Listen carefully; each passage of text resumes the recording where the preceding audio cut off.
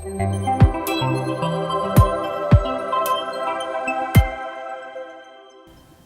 I wanted to start by asking all of you to make a guess.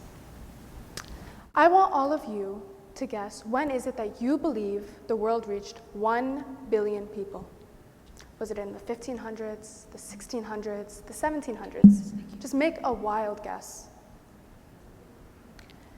Now, I'm sure this year may surprise you, but we reached 1 billion people in 1804. That's only 220 years ago from now, and 218 years ago from when we reached the 8 billion population mark in November 2022. So you must be thinking, well, how does our human population growth relate to socializing and building connections? How do they relate? Well, let me explain. So there are many factors that go into human population growth, and one of these are our modern technologies, right? I mean, we have buses, cars, planes, ships, and then we also have the internet, social media. Now, I'm not here to debate whether or not social media is a form of socializing, but I am here to say that these technologies that became developed and publicized in the last 200 years, they had a great impact on how we socialize today. Through these technologies, we have accomplished a feat that our ancestors could have only dreamed about. Our ancestors, I can tell that they were most likely not even thinking about anyone outside of their small circles. But we have the ability to know about all these different races and cultures and languages, right?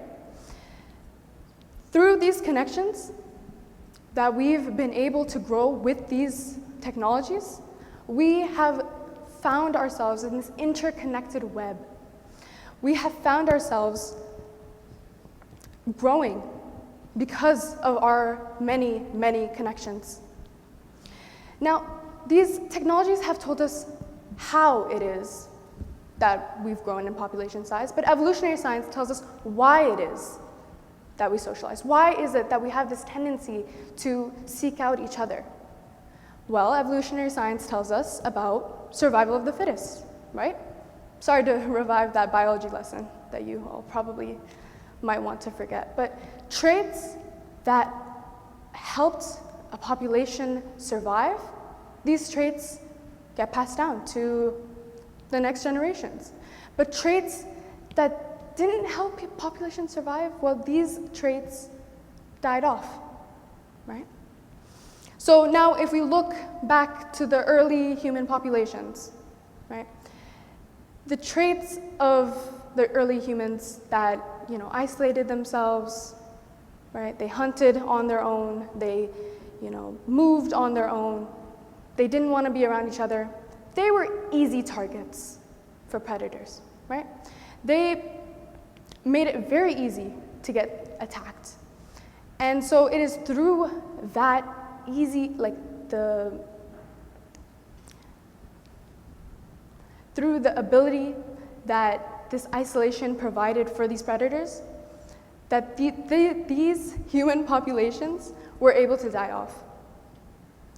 But then the human populations that we've descended from, right, the human populations that moved together, that hunted together, that lived together, right, they defended each other against these predators. They made sure that we were not individual targets, that we masked each other, right?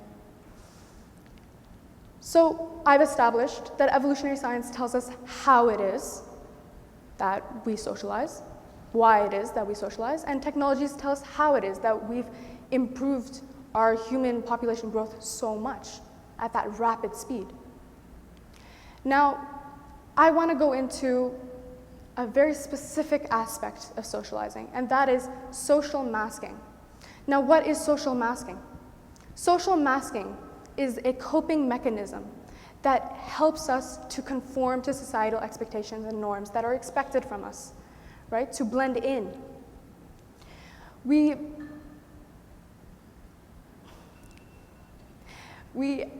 have to act like we fit in, just so that we are accepted. None of us want to be ostracized. And so that is where social masking comes into play. There's this one very popular phrase that is in social masking, and that is fake it till you make it. Fake it till you make it, it is true to an extent, right? I mean, when we come in and we try to get to this target behavior or this target, like to become, okay. When we want to achieve a target behavior or achieve a target action, we instill ourselves with this fake confidence. And with this fake confidence, we are able to achieve that action. After time, that fake confidence that we initially instilled ourselves with becomes real confidence. And that is how the fake it till you make it system can become helpful. But it's not helpful, and it can have detrimental effects if we use this system to put in fake confidence in ourselves to achieve a target behavior that we believe would make us accepted by society. This is when the fake it till you make it system has horrible effects on our mental health. Now, I don't want to speak about social masking just because it's a very prevalent issue in our society today, because it is. But I want to speak about it because I have firsthand experience on its effects. See, when I was 10 years old, I experienced a devastating loss in my family. And it was after this loss that I found myself and my world flipped upside down. I knew nothing of the emotions that I was going through, and all my emotions were unprocessed, but I really wanted to avoid how the community was going to treat me after that, right? We don't want to appear weak. We don't want to be treated like fragile. We don't want to be treated like a glass that's about to tip over and break. None of us want that. So what I did is that every single morning I woke up and I decided to put on a mask. This mask, it entailed happy smiles, it entailed laughing, it entailed just acting like a normal elementary schooler, and then later on, a regular middle schooler, right? But then, as time went on, I realized that this was not the way to live, that this was not the way to live my everyday life. And it is with this realization that I found myself having the strength to try to take off this mask. Through introspection and through feeling comfortable enough to talk with the ones that love me and the ones that care about me, I realized that I really had a toxic relationship with masking. This mask threatened my entire sense of identity. The thing is, though, you don't need someone to pass away to realize that you have this mask. You just need to be a person, right? I have come across people who have suffered body dysmorphia, who have had pressures put on them by their family or loved ones. I've come across people that are just really, really stressed about school. I mean, school can be very stressful, and I have come across people who took it very seriously. But we have to realize as a society that this way of thinking is completely unhealthy to not just us mentally, but us as a society, as a community. That if we continue to think this way, we are just hurting ourselves more. By following these contradictory and impossible society norms, we are just encouraging these to continue on.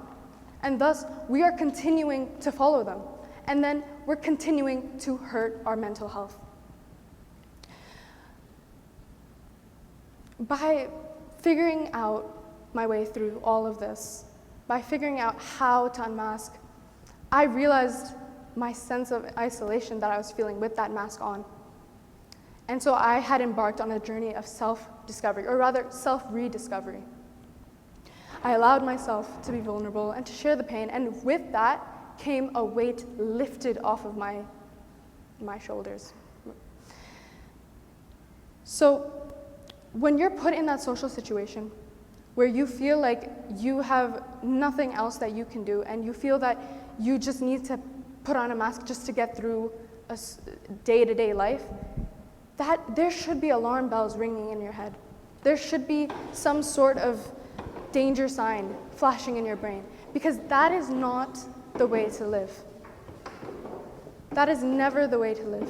Embracing vulnerability and opening up to others, it opens up the doors to genuine connections, and it fosters empathy between us. It fosters understanding between us. Authenticity is a superpower, and it can transform our lives and relationships. When we embrace our true selves, we inspire others to do the same. And with that, as a society, we can heal. We can come together again, and we can just accept each other for what we are. Not just small parts of our identity, but as our total identity. Everything about us. While social masks may provide temporary comfort, it's not worth it.